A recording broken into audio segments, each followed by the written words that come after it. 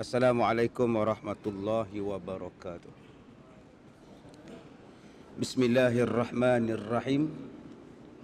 Alhamdulillahi rabbil alamin. Wassalatu wassalam ala rasulillah wa ala alihi wa sahbihi ajma'in. Kita mulakan dengan baca Ummul Quran Al-Fatihah. Bismillahirrahmanirrahim. Alhamdulillahi rabbil alamin. Ar-Rahmanirrahim. Iyyaka na'budu wa iyyaka nasta'in. Ihdinas siratal mustaqim. Siratal ladzina an'amta 'alaihim ghairil maghdubi 'alaihim waladdallin. Alhamdulillah, kita sambung muka surat yang ke-14. Dan sesungguhnya telah diceritakan daripada Nabi sallallahu alaihi wasallam bahawa sesungguhnya ia tak kala datang ke Madinah, keluarlah ia kepada suatu jenazah. Maka melihatlah ia akan beberapa perempuan mengiring akan jenazah. Maka bersabdalah ia bagi sekalian mereka itu, adakah kamu menanggung beserta sama-sama dengan orang yang menanggung? Maka jawab perempuan tadi, tiada. Maka bersabda Nabi lagi, adakah kamu bersembahyang bersama dengan orang yang sembahyang akan dia? Maka sembah kami sekalian tiada. Maka bersabda Rasulullah sallallahu alaihi wasallam bagi sekaliannya, balik oleh kamu sekaliannya, tiada ada di ziarah dan tiada ada pahala. Maka sekalian mereka itu, yakni perempuan tadi, disuruh mereka itu tetap dengan di dalam segala rumah mereka itu. Baik, Nabi sallallahu alaihi wasallam bertemu dengan satu jenazah yang diusung ke tanah perkuburan. Dan yang mengikut jenazah tadi juga ialah orang-orang perempuan yang turut sama mengikut jenazah tadi ni. Nabi pergi tanya pada orang perempuan tadi, kamu ni duk tanggung mayat ke? Yang pakat duk ikut ni kamu tanggung mayat macam orang lelaki-lelaki tanggung ke? Kata perempuan, tak, kami tak tanggung, kami ikut belakang je. Habis itu kamu sembahyang sekali dengan dia orang ke? Tak, kami tak sembahyang, kami tunggu kat belakang. Bila dia orang bawa ke kubur, kami ikutlah sekali. Maka kata Nabi sallallahu alaihi wasallam, tak payahlah ikut, duduklah di rumah. Tak payah ikut, tak payah apa, duduk di rumah, tetap di rumah, itulah yang lebih baik daripada kamu ikut pergi ke kubur. Jadi tuan-tuan, hadis ini menceritakan tentang orang perempuan yang mengikut jenazah pergi ke kubur. Harus ataupun tidak, boleh ataupun tidak. Baik, ini adalah di antara peringkat yang paling awal sekali Islam ketika Nabi Muhammad sallallahu alaihi wasallam berhijrah ke Madinah. Peringkat awal. Sebab tu Nabi sallallahu alaihi wasallam larang orang perempuan ni dengan meratapnya, dengan meraungnya, sebab pengaruh daripada unsur-unsur sebelum Islam sampai pada dia orang. Yang tak boleh nak tahan, tak boleh nak kontrol lah dia punya perasaan bila ada kematian, duk meratap meraung, Nabi kata tersaduk pi lah. Ganggu orang naik ke bumi, ganggu orang nak uruskan jenazah. Ini peringkatnya.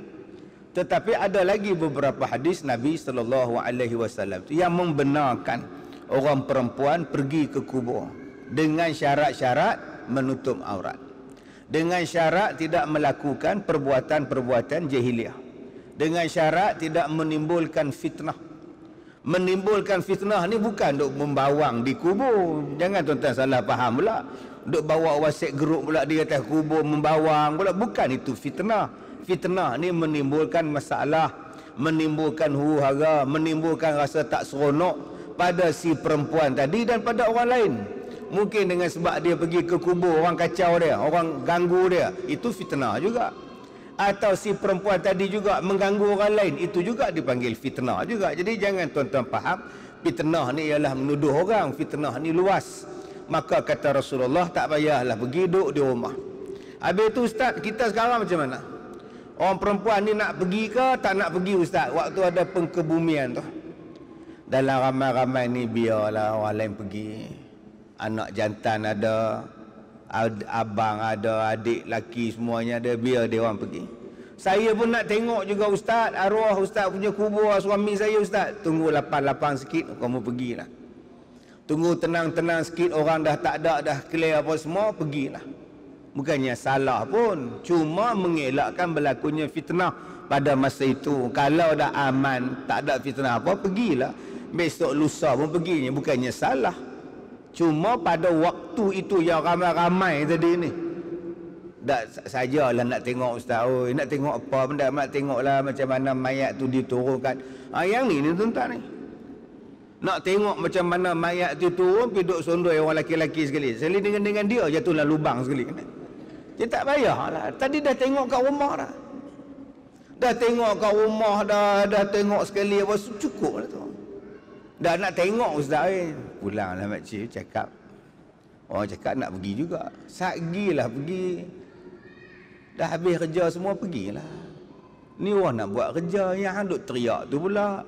Yang kamu duk sondoi sekeliling orang, kamu tu janda pula, balu pula, muda pula. Dengan tukang gali kubur tu pun tak tengok mayat lah, duk tengok balu tu. Kan jadi fitnah pada dia. Jadi duk di rumah saat dulu, saat lagi dah lapang-lapang masa, pergilah ke tanah perkuburan. Baik. Maka bersabda Nabi, kerana mengkhidmatkan bagi segala suami mereka itu, nescaya pahalanya menyamai akan yang demikian itu daripada sekalian taat dan ibadat bagi segala laki-laki, seperti mana yang dikhabarkan di dalam beberapa khabar bahawa sesungguhnya seorang perempuan datanglah ia kepada Nabi sallallahu alaihi wasallam. Baik. Yang kita duk buat ni tuan-tuan ialah mencari pahala. Amalan yang kita buat ni mencari pahala. Orang perempuan duk di belakang, laki duk di depan. Tak payahlah makcik leha tanya pula, apa pasal orang perempuan belakang ustaz, lelaki di depan saf? Kenapa kami orang perempuan di belakang? Kenapa orang lelaki depan? Kata Islam ni adil, adil kalau boleh samalah satu saf. Ini imam lelaki-lelaki, tok siak lelaki-lelaki, tok bilal lelaki-lelaki, saf depan orang lelaki-lelaki, kami orang perempuan belakang. Nampak sangat second class kami ni ustaz. Balik pada soalan. Makcik datang sembahyang ni untuk apa? Perintah Allah. Perintah Allah suruh sembahyang, sembahyanglah. Jangan tuan-tuan duk tanya pula, tuan-tuan sembahyang ni sebab sembahyang ke, Allah suruh sembahyang ke, pak saya nak sembahyang ke, ataupun Allah bawa mai sembahyang? Tu suruh tanya macam tu lah, penin orang nak jawab. Tak pernah faham, tak faham sudah. Semua lama-lama nampak Islam tu jadi susah pula kah? Nak sujud pun pergi tanya, hang sujud ni pasal apa? Sujud? Oh sudah. Dah Allah kata sujud lah. Syariat kata sujud lah, tak payahlah duk kaji yang bukan-bukan. Kita main semayang ni kerana perintah Allah. Allah Ta'ala kata suruh semayang, semayang sajalah. Masalah dia ustaz, pak siapa yang kami duk di belakang? Itulah nama dia syariat. Kalau tuan-tuan tanya benda syariat sampai bila pun tak habis. Dah hang sujud ni pasal apa? Dah Allah kata wasjud waqtarib. Habis cerita. Syariat kata sujud. Dah sekarang ni hang sujud tu. Oh, macam tu tak semayang. Hampir buat cakutiau. Islam ni mudah. Syariat kata sujud, syarat sah rukun sempurna, di syarat-syarat anggota sujud sempurna, sah lah. Tuan-tuan, jangan kita duk tanya pula pasal apa yang perempuan di belakang, orang laki-laki di hadapan. Itulah nama syariat. Otak kita ni tak boleh nak fikir. Kenapa?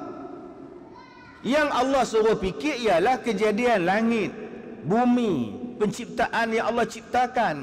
Kalau nak tanya puasa, pasal apa yang Allah suruh puasa? Tak payah tanya lah.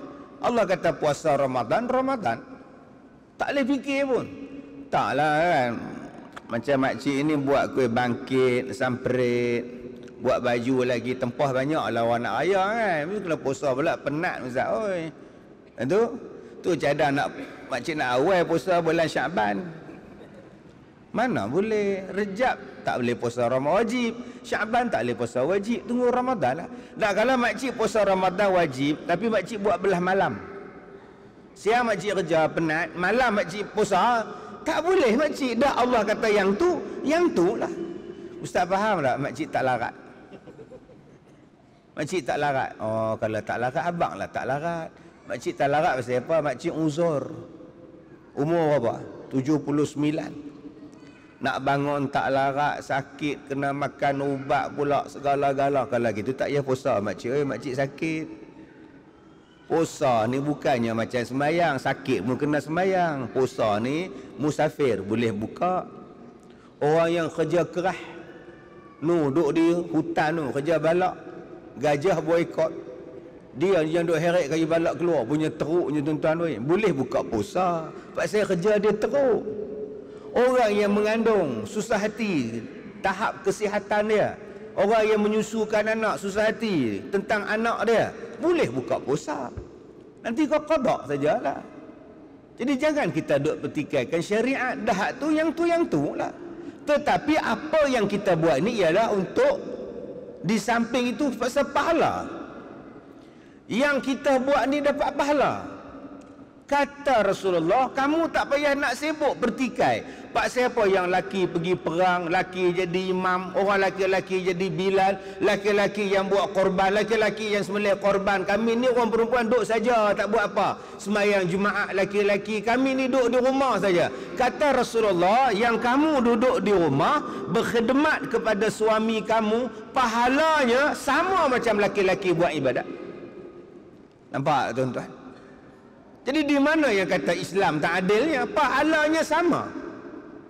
Pahala orang perempuan duduk di rumah, jaga anak dia, jaga suami dia, berkhidmat di rumah dia, pahala macam kita. Cuma tuan-tuan jangan pula cakap, kalau gitu kami nak jadi orang perempuan Ustaz boleh tak? Aku suka hang. Pergi siam tukar lain. Tukar Argentina pula. Tak payahlah, dah Allah bagi dekat kita keistimewaan sebagai lelaki. Jalankan amanah tanggungjawab sebagai lelaki. Baik. Kata dia, satu perempuan mai datang jumpa Nabi SAW. Nabi tanya dekat dia, apa bicara kau? Kau ni nak cakap apa? Pun salah ni. Nabi bertanya. Jawab perempuan itu, ya Rasulullah, bahawa sesungguhnya kami ni nak bawa datang segala perempuan kepada engkau. Saya ni pengurusi biro wanita. Jadi belakang saya ni ramailah jemaah saya. Masalahnya apa? Pak siapa yang datang nak jumpa saya ramai-ramai ni, pak siapa? Tanya Nabi. Jawab si perempuan, adalah sekalian mereka itu duk komplain. Dia orang ni adalah dalam mesyuarat kemarin ni duk bincang bahawasanya sesungguhnya Allah Ta'ala menjadikan kita sekalian. Manusia ni Allah jadikan, laki-laki pun Allah jadi, perempuan pun Allah jadi. Masalah dia, kami orang perempuan ni nak tanyalah, pak siapa kalau masing-masing dijadikan oleh Allah, pak siapa kami ni dijadikan di bawah tangan. Tangan ni makna kuasa, yakni di bawah perintah segala laki-laki. Pak siapa kami macam itu? Nak keluar rumah kena minta izin, nak kerja kena minta izin. Suami tak izin tak boleh keluar. Padahal laki-laki pun Allah cipta, perempuan pun Allah cipta. Pak siapa kami ni kena duduk bawah orang perempuan? Nak pergi Mekah pun kena tanya mereka lu, kena pergi dengan mereka. Tak ada mereka tak boleh pergi lah. Macam mana cerita ni? Sampai nak main masjid pun kena minta izin mereka ni, apa cerita ni? Padahal kita laki-laki, kita perempuan, Allah punya ciptaan sama aja. Pak siapa kami kena duduk bawah dia orang? Oi tuan-tuan, kita tak katalah perempuan ni sisters in Islam ni, dak lah tuan. Pakat duk tanya macam-macam, duk petikai. Petikai, pak siapa orang perempuan kena pakai tudung? Pak siapa? Hak laki-laki tak payah pakai tudung. Zaman sekarang orang duk petikai. Dia tanya, pak siapa yang perempuan kena bertudung, laki-laki tak bertudung? Tanya pula. Tanya habis tuan-tuan. Kenapa laki-laki saja boleh jadi qadhi? Kenapa perempuan tak boleh jadi qadhi? Oh, sudah. Pak siapa yang perempuan kena macam ni? Ikut cakap suami, masak kat suami lah apa, hak laki-laki ni duk. Rupanya tuan-tuan, yang orang duk bertikai zaman sekarang ni, zaman Nabi pun ada orang bertikai. Dah ada dah zaman tu, jumpa dengan Nabi ni. Maka kata dia, kita ni sebab hak mereka di dalam segala rumah. Dan kata dia, menjadikan kami ni orang perempuan sekalian tempat keinginan bagi mereka itu. Kami ni seolah-olah sebagai tempat melepaskan keinginan saja. Layan dia orang saja. Tengah masak kalau suami nak kena bagi, sampai naik unta kalau suami berhajat kena bagi. Apa ni? Oh, dah tikai dah. Kemudian dia kata lagi, dan fardukan atas kita berkhidmat bagi mereka itu dan menjadikan ia bagi mereka itu perang sabil dan hadir berjamaah, dan Allah Subhanahu wa ta'ala menentukan ia akan mereka itu dengan khitab, dengan tetap tiada kita, maka apa kita ganti barang yang telah dikaruniai oleh Allah, kita ganti. Kami pun nak juga perang fi sabilillah. Apa kata kami juga nak datang hadir berjemaah? Apa kata hari ini orang laki-laki pula duduk di rumah, kami pula buat kerja pula? Nabi bila dengar si perempuan ni bercakap, tuan-tuan, Nabi naik heran. Main mana puak ni? Duk tikai, duk minta hajat macam-macam ni. Kata Rasulullah pada perempuan tadi, tiada aku lihat akan seorang perempuan yang lebih baik, yang lebih manis daripada perkataan pada pekerjaan Allah Ta'ala lain daripada engkau. Kata Nabi, aku tak pernah jumpa lagi lah perempuan yang manis mulut, yang cakap lebih kurang lebih baik daripada engkau ni. Kira engkau ni hebat ni. Nabi perli dia, tuan-tuan. Yang dia duk petikai ni, dia petikai siapa? Yang dia petikai ialah dia petikai pekerjaan Allah, hukum Allah Ta'ala. Tuan-tuan, semakin pandai manusia ni, dia mula mempetikaikan hukum Tuhan. Macam-macam benda dia petikai. Di antara yang orang perempuan duk petikai ialah tentang hak. Yang mereka tuntut ialah hak kesamarataan gender. Yang mereka tuntut ialah hak untuk menjadi macam ni, nak jadi macam ni, macam laki-laki. Habis, tuan-tuan, main bola minta, main rugby minta, wrestling minta, boxing minta, Muay Thai minta. Apa lagi yang tak ada sekarang? Semua depan nak, tuan-tuan. Itu hak dalam bidang sukan. Ni hak minta dalam bidang agama ni, nak minta jadi imam. Nak minta jadi imam, nak minta bila perempuan, nak minta satu sah ni laki perempuan, laki perempuan, laki perempuan.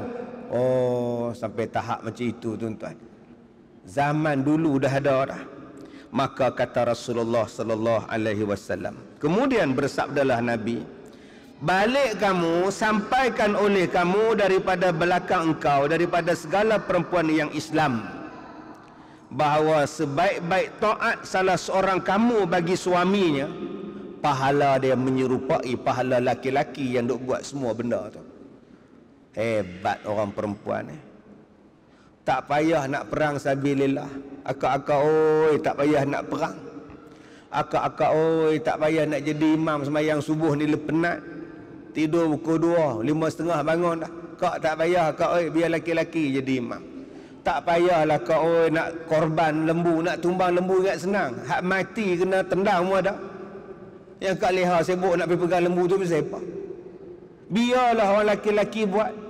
Yang nak buat akikah ke biarlah laki-laki buat. Yang nak baca khutbah biarlah laki-laki buat. Biarlah laki-laki buat sebab itu perintah Allah. Habis tu macam mana saya nak dapat pahala, ustaz? Akak taat kepada suami akak, pahala dia macam kami buat. Subhanallah. Satu je kerja akak, taat pada suami, selesai. Suami pula seorang pula. Seorang pula, Allah untung kau. Dah lah seorang. Stroke pula, oh, lagi senang. Subhanallah. Cakap tidak, gerak tidak, jalan tidak, makan tak banyak. Senang kak masuk syurga kak. Jadi kalau kak rasa kak nak masuk syurga, minta suami stroke. Tak pernah faham, tak faham sudah. Yang gatai nak pergi buat duk tikai yang nu, tikai yang ni pasal apa? Tak payah. Kita hidup ni nak cari pahala, nak bawa bekalan. Wa tazawwadu fa inna khairaz zadi taqwa. Berbuat bekalah kamu, sebaik-baik bekalan ialah takwa. Jadi salah satu jalan nak dapat pahala ialah taat kepada suami. Pahala dia macam pahala orang laki-laki yang banyak buat kerja. Senang saja. Dapat pula suami yang soleh, dapat pula suami yang baik, lagi menyenangkan kita masuk syurga. Baik, kemudian bermula dalil yang menunjukkan atasnya seperti yang diceritakan daripada bahawa sesungguhnya seorang badui datanglah ia kepada Nabi sallallahu alaihi wasallam. Berkatalah Arab badui tadi, Dia kata, hai Muhammad, bahawa engkau sesungguhnya telah menyeru engkau kepada manusia, kepada Allah, dan aku percaya dengan dikau dan tiada aku benarkan akan dikau melainkan kau tunjukkan mukjizat depan mata aku. Ni Arab Badui pula. Dia kata, wahai Muhammad, aku duk dengar cerita ni, kau ni duk menyeru pada Allah, menyeru pada Islam. Jadi aku mai pada kampung ni nak tengoklah engkau ni betul ke tak betul. Aku nak percaya ataupun tidak percaya. Tapi aku akan percaya bila kau tunjukkan pada aku mukjizat depan mata aku ni, baru aku percaya. Tu dia tuan-tuan. Ni zaman Nabi Muhammad minta macam itu. Nak dalil, nak dalil, nak dalil. Macam sekarang lah Isra' Mi'raj, orang tanya nak dalil. Macam mana manusia biasa pernah naik ke langit? Macam mana Ustaz? Nabi Muhammad tu manusia biasa, macam mana naik ke langit? Roketnya mana? Saya cakap yang manusia biasa tu, abang, Nabi bukan manusia biasa. Manusia biasa daripada struktur tubuh dia. Tapi kemuliaan dia jauh pada abang. Abang jangan duk perasan abang ni sama dengan Nabi. Abang jangan perasan abang tu sama dengan Nabi. Abang kalau berak tengah jalan tu seminggu tak hilang tai abang. Nabi Muhammad tak macam tu. Najis dia pun dimuliakan. Diserak habis tanah ni tak ada supaya tak ada orang timbul dia. Bayang Nabi Muhammad pun orang tak pijak. Abang ni bukan setakat bayang orang pijak. Cuba abang tidur dengan abang orang pijak. Nabi Muhammad bukan macam kita. Dari sudut kemuliaan, daripada segi kemanusiaan ni samalah surah An-Nisa ayat 1. Ya ayyuhan nasu taqu rabbakum. Wahai manusia, bertakwalah kamu pada Tuhan kamu, yang mana kamu ni asal daripada manusia yang sama, yang satu, min nafsin wahidah. Maknanya daripada segi sifat kemanusiaan sama. Rasulullah sakit, Rasulullah seronok, Rasulullah sedih, Rasulullah wafat, macam kita. Tetapi daripada kemuliaan tak sama. Nabi Muhammad dapat wahyu.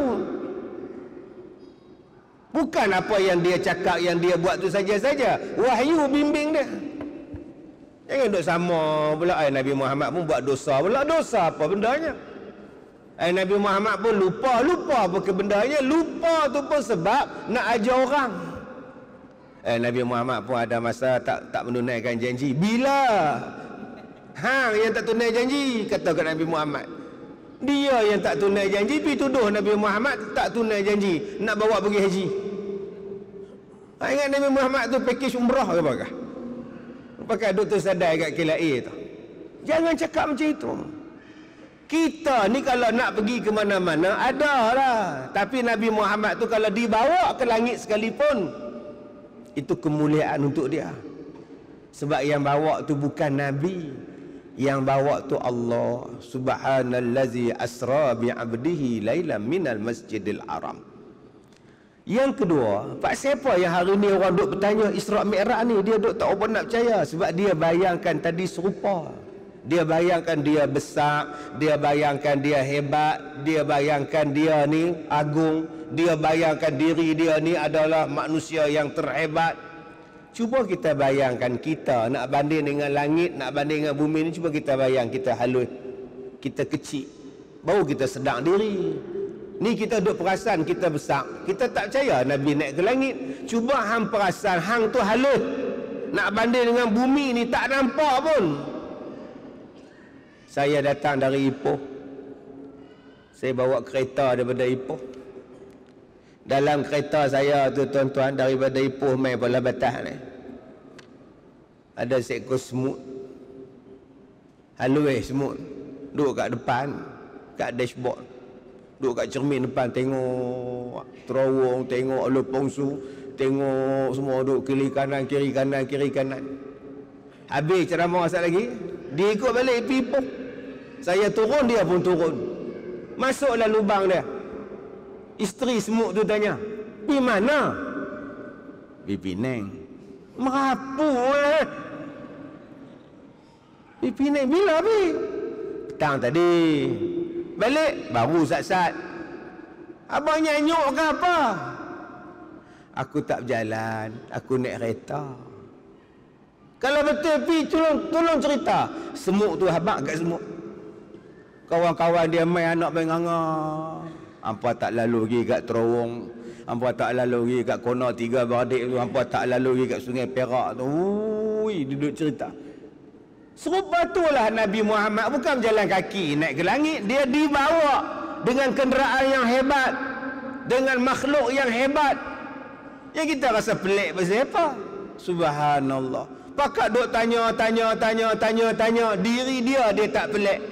Allah kata hang tu jadi daripada min nutfah amsyajin, daripada air yang terpancar. Daripada air boleh jadi mata, daripada air boleh jadi suara, daripada air boleh jadi jantung, daripada air yang air mani ni boleh jadi daging, boleh jadi tulang. Hang tak pelik? Macam mana air mani kamu ni duk diperam dalam rahim boleh jadi orang? Yang tu tak pelik pula. Apa tuan-tuan? Subhanallah, dia tak perasan diri dia tu pun tanda-tanda kepelikan, tanda-tanda kekuasaan Allah ada pada diri dia. Jadi daripada air yang hina. Air yang hina ni bukannya najis. Jangan tuan-tuan tanya pula, ustaz, air mani ni najis tak? Dia kata air yang hina ni mana tak laku. Bukannya hina tu najis. Tuan-tuan pergi pasar malam tu, air bandung, air lecikang, soya bean, air mani dalam balang. Agak-agak luar dah air mani. Tobatlah orang tak luar. Tak pernah faham, tak faham tu dah. Pasal apa tak luar? Orang tak mau beli. Itulah nilai kita. Kita ni tak ada nilai, orang tak mau. Tapi Allah yang angkat darjat kita. Allah yang angkat. Fi ahsani taqwim. Allah naikkan darjat kita. Tak boleh lawan binatang, tak boleh lawan gunung dengan kita, langit pun tak boleh lawan dengan kita. Kemuliaan yang Allah bagi pada kita, jadi khalifah atas muka bumi ini. Dia duduk petikai Nabi Muhammad naik ke langit. Baik tuan-tuan yang dirahmati Allah. Jadi datanglah Arab Badui ni, dia tanya, saya akan beriman pada engkau, kau tunjukkan dulu pada saya mana dia mukjizat engkau. Nabi tanya, hang nak apa? Hang nak apa? Kata Arab Badui tadi, engkau suruh akan pokok kurma yang kering ni. Maka datang ia pada dikau, dan ada di hantapan mereka itu satu pokok kurma yang sudah kering, lagi sudah lama. Dia kata, wahai Muhammad, kalau betul kau Rasul, panggil pokok kurma ni mai sini. Mai berjalan kat kita. Pokok kurma kering. Maka Nabi pun berkata kepada Arab Badui tadi, kamu pergi kat pokok tu, kamu cakap dekat dia, Muhammad memanggil dikau. Cakap dekat pokok tu, Muhammad panggil. Maka pergilah dia berkata, hei pokok kurma, perkenankan olehmu akan Muhammad bahawa sesungguhnya dia memanggil dikau. Dia pergi kat pokok kurma tu, dia kata, hei pokok kurma, Rasulullah panggil. Apa jadi lepas tu? Maka bergerak-geraklah pokok kurma itu daripada pihak yang kanannya. Akar belah kanan dia bergerak, dah bergerak, akar belah kanan dia duduk di atas. Saat lagi pula bergerak-gerak pula sebelah kiri, tercabut akarnya yang sebelah kiri. Dan pokok tadi tuan-tuan berjalan pergi kat Nabi. Ni nama dia mukjizat. Pelik tak? Pelik apa? Mukjizat memang pelik. Yang tak tercapai pada akal. Dan dia berlaku kepada Nabi-Nabi sallallahu. Nabi-Nabi. Ya, termasuklah Nabi kita Nabi Muhammad sallallahu alaihi wasallam. Memang benda pelik. Benda pelik kan ada 5. Benda pelik kan ada 5. Pertama, irhas. Benda pelik yang berlaku kepada bakal-bakal Nabi. Waktu dia kecil, waktu belum diangkat menjadi Rasul. Nama dia irhas. Nabi Isa bercakap dalam buayan. Wa yukallimun nasa fil mahdi wa kahla. Bercakap dalam buayan. Nabi Isa tu bercakap lah. Itu nama dia irhas. Nabi Muhammad ni lahir tuan-tuan, tutup segala api yang disembah Majusi 1000 tahun. Nabi Muhammad dilahirkan, cahaya ni naik ke langit. Tu nama dia irhas. Nabi Muhammad dibelah dada dia waktu kecil. Tu nama dia irhas. Yang kedua, benda pelik yang kedua yang berlaku, nama dia mukjizat, iaitu perkara yang berlaku kepada Nabi setelah dilantik menjadi Nabi. Nabi Isa menghidupkan orang mati. Nabi Musa lempar tongkat, terbelah laut, lempar tongkat jadi ular. Tu Nabi Ibrahim lempar ke api, tak jadi apa, keluar elok ayat Nabi Ibrahim. Yang ketiga, benda pelik yang ketiganya namanya ialah sihir. Sihir ini dipelajari. Sihir ialah benda yang dipelajari. Boleh pukau orang. Duduk elok-elok dia pukau. Kita tak ingat. Sihir ni dia buat satu amalan sihir. Okey, dia gantung benang tu jatuh. Pengsan Haji Bahril. Buat lari tu anak Haji Bahril. Itu nama dia sihir. Dia boleh jadikan lauk tu jadi ulat, tutup kedai tu. Ada yang jadikan perut besar, merenin perut, pecah perut dia, doktor tak tahu sakit apa. Tu nama dia sihir.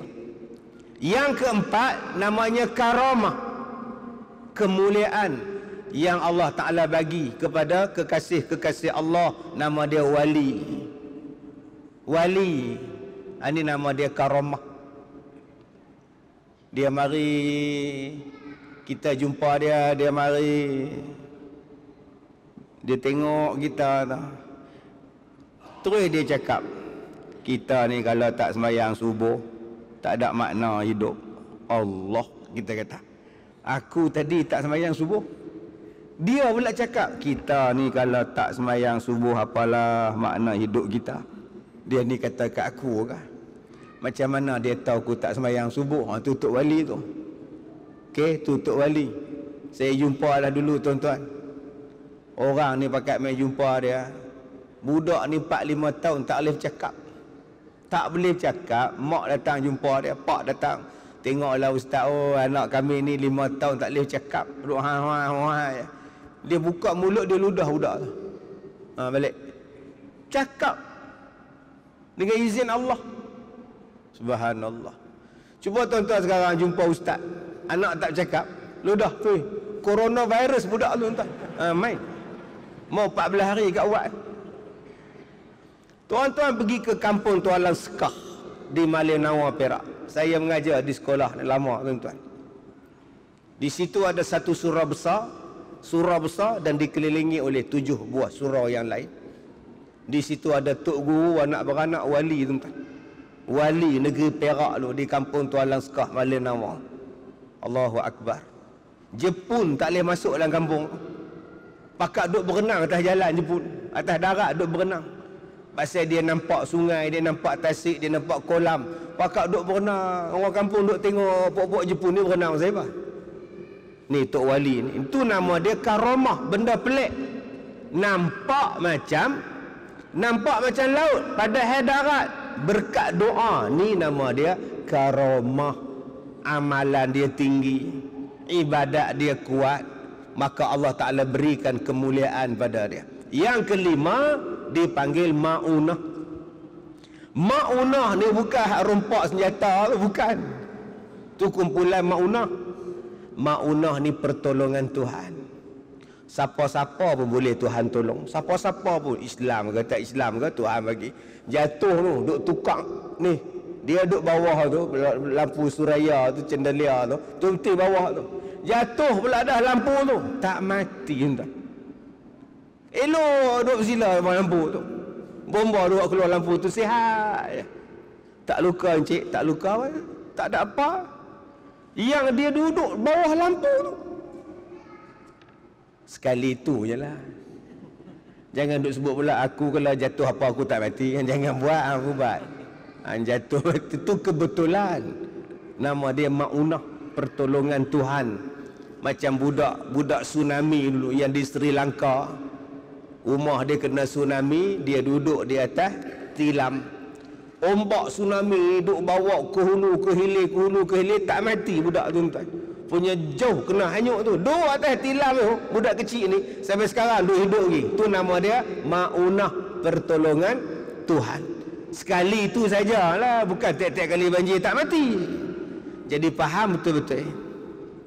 Okey, sama ada irhas dah tak ada. Mukjizat tinggal Quran je lagi dah. Jangan siapa kata pula saya ni mukjizat tak ada lah, tinggal Quran dah. Nabi dah tak ada.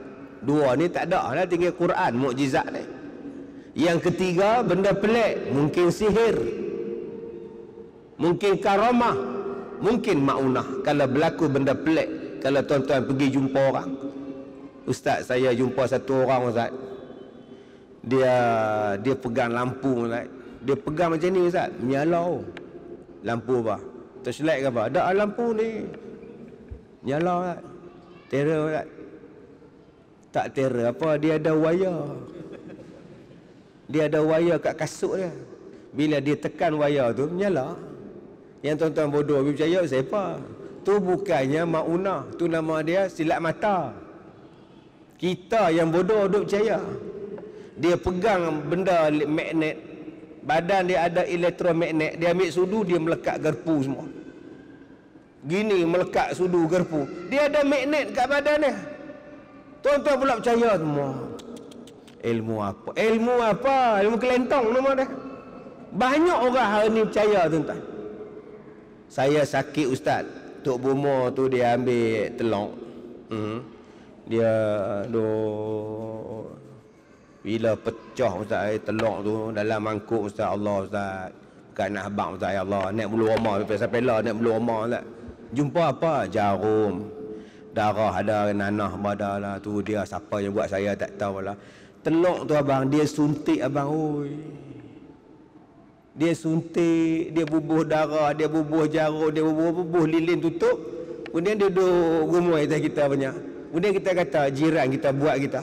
Dak sikit-sikit kena percaya, sikit-sikit kena tipu. Percaya habis pada benda-benda yang bukan-bukan ni tuan-tuan. Nak tengok benda pelik, tengok tiga ni. Okey. Mungkin dia alim ustaz, alim apa pakai seluar pendek. Alim kejadah apa tuan-tuan dia pakai seluar pendek. Tak payah duk percayalah, maknanya dia bukan karamah. Dia pun tak tutup aurat. Karamah kejadah apa? Sama ada dia ni ialah sihir ataupun maunah. Di situ saja yang kita kena tengok. Kalau kita bertemu dengan perkara-perkara yang pelik di dalam kehidupan kita ni. Baik, maka bila pokok tadi ni dipanggil, bergerak-geraklah pokok tadi, maka tak kalah hampir kepada dia, memanggillah dia, assalamu alayka ya Nabi Allah.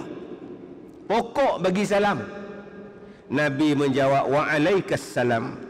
Maka bila tengok saja pokok cakap siap jalan lagi, apa kata badui tadi? Asyhadu an la ilaha illallah wa annaka rasulullah. Terus mengucap masuk Islam Arab badui ni. Maka berkatalah ia, kafa, kafa. Artinya cukuplah. Cukuplah. Tak mau tengoklah. Cukup lah. Kafa tu maknanya cukup. Tak mau lah, tak mau tengoklah. Sebab tu kafa ni gaji dia rendah pun tak apa. Cukup. Tak pernah faham? Faham. Tak faham sudah. Jadi kalau cikgu kafa kata gaji rendah sangat, sebut laisa kafa. Tak cukup. Duk kafa apa? Sebab tu tak nak naik gaji tuan-tuan. Sebab apa? Sebab saya cukup.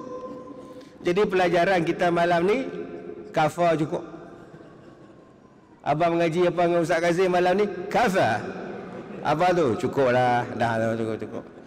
Okey, lepas ni tuan-tuan kafa. Saya pun nak kafa lah dekat pukul 9 lah tuan-tuan.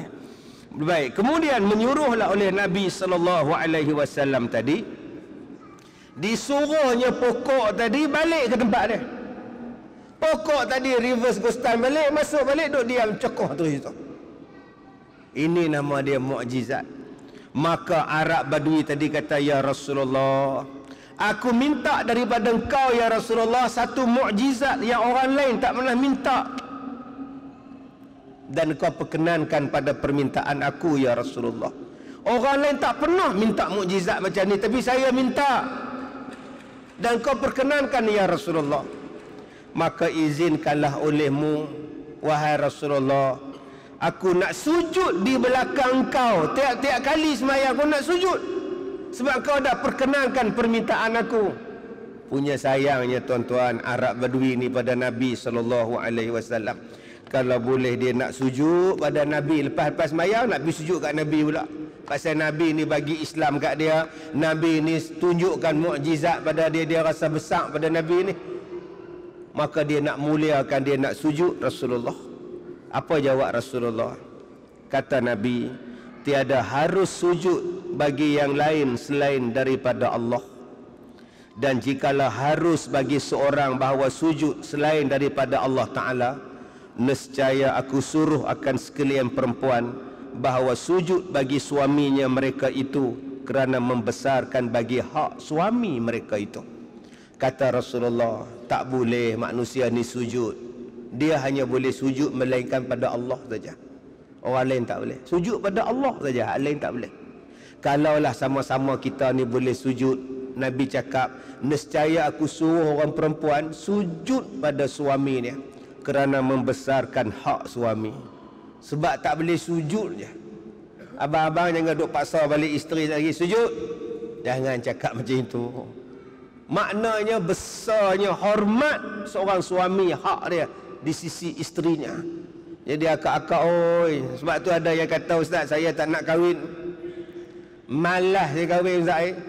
Malas lah sebab akak duk dengar kitab ni bahagian pertama. Kitab ni ada 2-3 bahagian.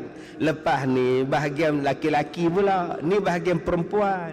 Sebab tu akak rasa malas baca kitab tu. Semua kita. Orang jantan duk sengih dengar sonok mereka tu. Kita bulan depan aku tak main dah. Sabarlah Ustaz kak. Oi, bulan depan laki-laki pula tak main. Kak pula main. Bulan depan pula ni cerita bab laki-laki pula. Bukan perempuan saja. Ni cerita tentang hak suami di sisi orang perempuan. Baik, maka mendahulukan Rasulullah sallallahu alaihi wasallam atas segala suami, atas segala perempuan itu, atas tiap-tiap hak, sehingga mendahulukan ia atas hak dua mak bapak. Orang perempuan dah kahwin.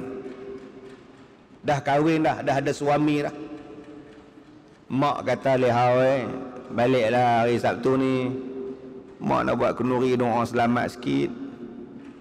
Mak nak pergi umrah. Umrah pun mak, masjid tutup. Orang tak boleh pergi umrah, visa digantung sementara. Tak apalah, dah niat nak buat kenduri. Baliklah, pergi tak apa, dah buat macam mana. Dia minta izin suami dia, abang, mak panggil balik nak buat kenduri kesyukuran. Minggu lepas kita balik dah. Minggu kemarin dulu pun balik dah. Minggu ni nak balik lagi, kopak lah duit abang. Tak boleh balik lah, duit tak ada. Mak Abang Din kata tak boleh balik. Tiap-tiap minggu balik duit tak ada. Tak apa. Kalau aku tahu lah lelaki hang kedekut macam ni, aku tak bagi nikah dengan hang. Tak gunanya menantu. Siang kat dia. Okey, jadi akak-akak kena faham lah. Anak kita dah jadi orang punya. Dia tak bagi balik, sudah lah. Buatnya lah. Hak dia didahulukan hak suami. Lebih daripada di situ mendahulukan hak dua mak bapak dia. Seperti barang yang datang ia daripada tergaib pada mereka itu pada hak kedua mak bapak. Dan zaujah atas barang yang diceritakan daripada Sayyidina Umar bin Al-Khattab bahawa sesungguhnya ia keluar bersama dengan sahabatnya. Maka melihatlah ia seorang perempuan menanggung ia akan seorang yang tua di atas belakangnya. Maka berkatalah oleh Sayyidina Umar, apa yang payah-payah ni? Orang perempuan duk gendong pak, kita bagi kokong. Satu budak perempuan, orang perempuan gendong pak dia hak tua. Bayangkan orang perempuan gendong, tuan-tuan. Pak dia kata lah berat 50 kilo. 50 kilo tu agak-agak berat tonggek. Bayangkan orang perempuan duk usun tonggek berjalan ke hulu ke hilir bawa tonggek. Macam itulah berat dia. Tuan-tuan, berat tuan-tuan sekarang 115 kilo. Agak-agak berapa tonggek? Bayangkan tuan-tuan. Nampak kecil tapi berat macam 5 tonggek. Baik. Bila dia tengok perempuan ni duk pikui bapak dia, Sayyidina Umar tanya, ni yang susah duk usung ni pasal apa?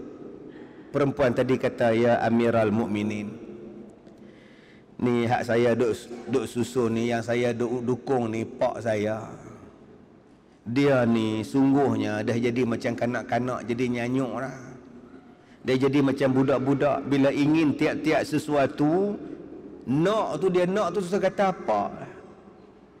Tak usah kata apa. Budak-budak ni tuan-tuan, kalau dia kata nak yang tu lah. Sebab tu di sekolah, di rumah saya, di pejabat saya ni pengumpul kereta kecil-kecil. Kereta kecil-kecil tu saya kumpul tuan, banyak. Nak tengok main, tengok koleksi. Main budak-budak di rumah saya susah hati. Dia ambil satu, dia pijak tu dia buat, jalan rosak lah kereta aku pula lah. Mampu lah tuan-tuan. Dia nak. Main budak ni, nak yang tu. Ustaz weh, anak nak kereta tu. Allah, tuan. Ni special edition ni, Wildfire ni. Mana nak cari ni Wildfire ni, beli kat Jepun ni. Tak apa, ambil. Punya seronok lah pak dia. Saya kata pak dia yang nak, tuan-tuan. Kita nak bagi pada orang, bagilah. Hak kita sayang, tak sentuh apa.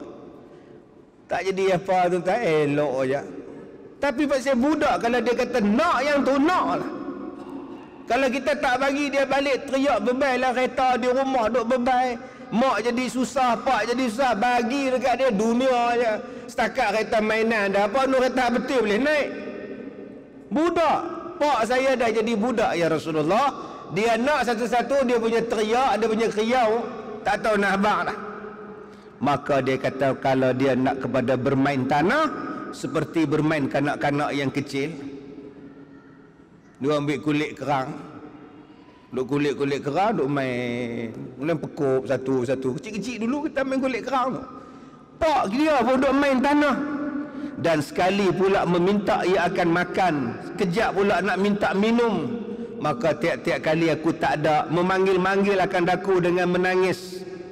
Senang cerita, baik saya pikul bapak saya.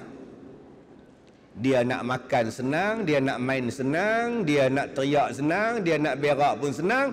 Saya pikul ke mana-mana saya pergi, dia nak buat apa pun senang. Saya tak payah tinggal dia, pikul saya. Bila dengar budak tu cakap, apa kata Saidina Umar? Ajaib oleh Saidina Umar. Kata Saidina Umar, adakah kamu tahu bahawa perempuan ini telah memberikan hak bapak dia? Dia beritahu kat kawan-kawan Saidina Umar ni, budak perempuan ni telah menyempurnakan hak bapak dia.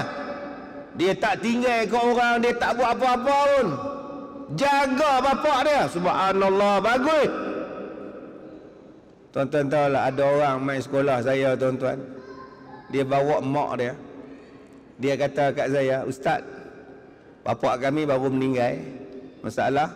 Masalah dia sebelum pak meninggal, pak ada cakap dia nak wakafkan mak pada sekolah ustaz. Astaghfirullahalazim, tuan-tuan. Dia boleh cakap nak wakafkan mak kat saya. Apa kejadian, tuan-tuan? Mak ni 70 lebih lah. Wakaf nak buat apa? Tak tahu. Ayah kata wakaf. Mak dia bela, tuan-tuan. Wakaf apa? 74. Kalau 24, insyaAllah kita ejal lah. Kita tak payah wakaf. Tak apa, kita buat jauh lain lah. Apa ni mak hang suruh orang bela? Hang tak nak akan jaga mak seorang ni saja lagi. Tambah bila mak tu nyanyuk, bapak tu nyanyuk, apa ramai tak mau bela anak. Saya ada kawan, tuan-tuan, dia ni perempuan, kerja bank, besar gaji dia. Adik-beradik 5-6 orang dan dia tak kahwin. Adik-beradik dia kata, hang berhenti kerja. Hang bela mak, hang bela ayah. Kami tiap-tiap bulan bagi allowance hang. Berhenti kerja, tuan-tuan. Kerja dia ialah usung mak ayah dia pergi mana-mana. Berhenti kerja, tak jaga apa benda dah. Dia jaga mak, bapak, adik-beradik pula support segala-galanya. Ada jenis tu. Sebab ada orang yang tak sanggup berhenti kerja. Dia sayang kerja dia lebih besar daripada dia sayang bapak dia. Dia sayang mak dia. Yang perempuan ni, tuan-tuan, sanggup berhenti kerja, buang segala jawatan, balik duduk di kampung berkhidmat pada mak dan ayah dia. Itu lebih menyeronokkan. Tiap-tiap pagi dia main sekolah saya, duduk tolak bapak. Lepas tolak bapak masuk, sekali dia heret mak dia pula masuk dalam kelas. Allahu Akbar, tuan-tuan. Sanggup. Dia tak kira glamour, dia tak kira nak pakai spek mata pergi kerja, spek hitam tak. Aku jaga mak pak aku tu. Baik, bila Saidina Umar kata macam tu, maka kawan-kawan Saidina Umar kata, bala ya Amiral Mukminin. Bahkan, bala tu maknanya bahkan. Betul ya, betul. Bala, betul. Betul wahai Amiral Mukminin. Maka kata Saidina Umar radhiyallahu an, dan aku minta kepada Allah, mudah-mudahan aku bercakap ni betul. Yang budak ni telah menyempurnakan hak. Mudah-mudahan ziyadah lagi atas budak ni, ditambah lagi kebaikan pada budak ni. Tengok-tengok budak perempuan tu kata apa? Ya Amiral Mukminin, engkau salah. Engkau salah. Lah, tang mana salah pula? Kerana belum lagi aku bayarkan akan haknya. Sesungguhnya bapa aku memelihara aku daripada kecil, dan berdirilah ia dengan segala sebabku, dan berkhidmatlah ia akan daku, serta mencita-citakan akan hidupku, dan enggan ia daripada matiku. Dan sekarang bila dia dah tua, aku berkhidmat kepada dia, aku jaga dia, aku pelihara dia, tetapi dalam hati aku bercita-cita bilalah orang tua ni nak mati. Nampak tak tuan-tuan? Bapa mana ada minta anak dia mati? Tadi saya nak mai tadi, datang satu pak, datang satu mak bawa anak autism, cakap tak boleh. Saya tanya, nama apa? Nama apa? Sudah pula ni. Lah, dia lompat atas meja, duduk atas meja, duduk bawah meja, panjat kusen, duduk bawah kusen. Yang mak dia tu, tak larat dah ustaz. Budak ni gangguan ke ustaz? Tak gangguan, nama dia autism. Kena sabak banyak. Pasal apa ustaz anak saya jadi macam ni? Allah test. Tok Saduk katalah, tapi belah laki saya ni memang ada seorang Tok Saduk katalah, benda nak jadi, nak kata apa? Allah bagi dia syurga ke? Dia kan tahu apa? Seolah-olah duduk dalam dunia dia sendiri. Akak kena cari satu benda yang budak ni suka. Dia tak boleh nak fikir, akak bagi satu benda yang dia suka. Kalau dia suka benda tu, dia main. Dia suka apa? Handphone, bagi main handphone. Allah test. Adakah mak pak tadi doa, ya Allah bagi mati budak ni, lemah perut? Tak ada Pakar sana dia pergi jumpa, pakar sini dia pergi jumpa, ubat sini dia pergi jumpa, segala-gala dia sanggup buat. Janji anak aku sihat. Ni mak bapak. Dan kata dia, bapak ni pula waktu aku kecil, dia yang bangun pagi-pagi start motor dah pergi kerja. Burung sama naik dengan dia pergi cari rezeki, balik sama dengan burung, nak bagi makan anak-anak. Ini bapak. Bapak tuan-tuan. Mak cakap no, anak no nak pakai duit no, yuran apa no, no anak no nak beli no, duk nu panggil laki dia. Laki nama Maknu apa panggil nu? No anak no, mana ada bapak mu? Satgi sampai, besok lusa sampai, anak tak pernah tanya pun, ayah ambil duit mana? Ayah ambil duit mana? Tak pernah tanya. Yang dia tahu duit dapat kalau aku minta. Dia tak tahu ya ayah dia memancing kat masjid. Dia tak tahu. Ayah ni ambil lidi, bogam, mancing kat tabung. Alhamdulillah, alhamdulillah. Siap baca doa lagi. Itulah ayah tuan-tuan. Janji anak aku senang. Janji senang. Kadang-kadang dia tak tunjuk pun yang dia seronok, tapi hati dia seronok. Bapa, dan bila anak ni sakit, bapa sanggup korban macam-macam nak ubat. Kata anak perempuan tadi, saya ni macam bapa saya.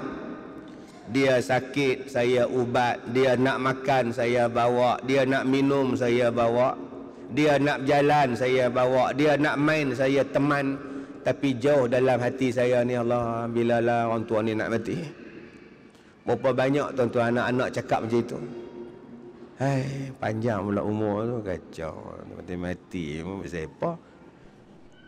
Itulah bezanya seorang anak dengan seorang bapa. Jadi tuan-tuan, mudah-mudahan yang mana ada bapa, yang masih ada mak, jaga elok-elok. Ini satu-satunya permata hati kita yang tiada tolak bandingnya. Tuan-tuan yang dirahmati Allah, saya tutup ceramah malam ni, kuliah malam ni dengan surah Al-Furqan, ayat yang ke-26 dan ayat yang ke-27. Sebab apa saya baca ayat ni? Sebab hari ni orang ikut tok guru. Aku tak tahu, aku ikut tok guru aku. Aku tak tahu, aku ikut dia. Aku tak tahu, aku ikut dia. Dia tak sembahyang, aku tak sembahyang, aku ikut dia. Aku ikut dia, aku ikut dia. Ni, di hari kiamat ni kata Allah apa? Wa yauma ya'uddu zalim ala yadayhi yaqulu ya laitani ittakhadtu ma'ar rasul sabila. Di hari kiamat, dalam neraka nanti ada satu golongan yang kerja dia ya'uddu az-zalim yadayhi, menggigit orang-orang zalim akan jari mereka, tangan mereka. Pak saya menyesal, duk gigit jari, duk gigit tangan. Aduh, apa dia cakap? Ya laitani ittakhaz ma'ar rasuli sabila. Kalaulah kami di dalam dunia dulu ikut Rasulullah punya jalan, selamat kami. Kalau aku ikut jalan Nabi hari itu, selamat aku. Silap betul. Habis itu kau ikut jalan siapa? Ayat 27 bagi tahu, ya wailata laitani lam attakhiz fulanan khalila. Kami pergi ikut orang ni pula jadi kawan kami, jadi orang kepercayaan kami. Silap betul, dengan dia dalam neraka, aku pula neraka. Kacau betul. Sebab hari ni tuan-tuan, ada orang dia tak mau ikut Nabi. Nabi Muhammad sembahyang, Nabi Muhammad tu pun sembahyang, Nabi pun sembahyang. Tiba-tiba engkau tak sembahyang dengan alasan aku tak khusyuk, dengan alasan aku tak mengenal diri aku. Maka hari ni orang pun ikut. Kami ikut dia, dia tak sembahyang sebab dia tak khusyuk, saya pun tak khusyuk sebab tu saya tak sembahyang. Aku tak tahu apa, aku ikut dia. Allah cakap dalam surah Al-Furqan ini, yang kamu ikut dia pasal apa? Pasal apa tak ikut Nabi? Nabi solat, kamu solatlah. Orang yang kamu ikut ni, dia tak boleh tolong kamu di hari kiamat. Ikutlah Rasulullah. Saya ni mengajar tuan-tuan, kalau saya betul silakan ikut. Tapi kalau saya menyimpang daripada Nabi SAW, tolaklah saya. Sebab ikutan kita semua ialah Nabi Muhammad SAW. Jadi jangan kita duk rasa orang ni lebih pandai daripada Nabi. Allah Ta'ala sebut benda ni dalam surah Al-Mudaththir ayat 42, 43, 44, 45, 46. Allah Ta'ala tanya apa? Ma salakakum fi saqar. Allah Ta'ala sebut tentang perbicaraan ahli syurga dengan ahli neraka. Ahli syurga ni tanya pada ahli neraka saqar, apa sebab engkau orang masuk neraka sakar? Neraka sakar ni tuan-tuan, kalau dia bakar kita, tak ada sisa. Kita kalau rumah terbakar, ada sisa. Kalau kereta terbakar di jalan, tinggal rangka dia. Neraka sakar, kalau dia membakar, tak ada bekas. Hancur habis. Ahli syurga tanya pada orang sakar, apa hai masuk neraka sakar? Maka mereka menjawab, kami dulu waktu hidup dalam dunia, lam nakum minal musallin, kami tidak semayang. Jadi apa nak jadi pada orang yang tak nak semayang terang-terang hari ini? Dengan bangga pula sebut kami tak semayang. Sedangkan Allah terang-terang sebut orang tak semayang ni nama dia neraka sakar. Jangan tanya saya pula, ustaz siapa nak menjadikan kami masuk neraka? Saya tak pernah jadi Tuhan, tapi Tuhan bagi jadi. Tuhan yang sebut dalam Quran, orang yang tak semayang nama dia masuk neraka sakar. Bukan saya Tuhan menjadikan kamu masuk neraka. Tak. Saya cuma membacakan ayat Quran. Kenapa manusia masuk neraka? Salah satu sebabnya ialah tak semayang. Yang kedua, sebab tidak memberi makan orang-orang miskin. Ketiga, sebab berbual, menyembang pada benda-benda yang salah. Nakhudhu ma'al khaidin, duk menyembang benda-benda batil, duk bercakap benda-benda yang tak betul. Dan yang keempatnya sebab tak beriman pada hari kiamat. 4 sebab kata Allah kenapa kita dihumban dalam sakar. Tak semayang, tak bagi makan orang miskin. Yang ketiga, menyimbang benda yang tak betul. Dan yang keempatnya ialah sebab tak beriman kepada hari kiamat. Mudah-mudahan kita jadi orang semayang dan dipelihara daripada neraka. Wallahu a'lam. Saya minta maaf jika terkasar bahasa. Wabillahi taufiq wal hidayah. Assalamualaikum warahmatullahi wabarakatuh.